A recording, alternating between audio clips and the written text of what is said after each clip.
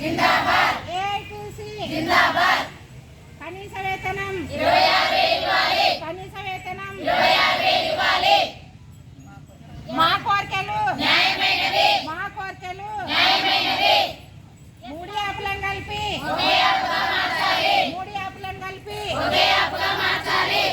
FRS యాప్ను రద్దు చేయాలి ఎఫ్ఆర్ఎస్ యాప్ను రద్దు చేయాలి జీవో నంబర్ 2 ఎస్మాత్ను రద్దు చేయాలి రద్దు చేయాలి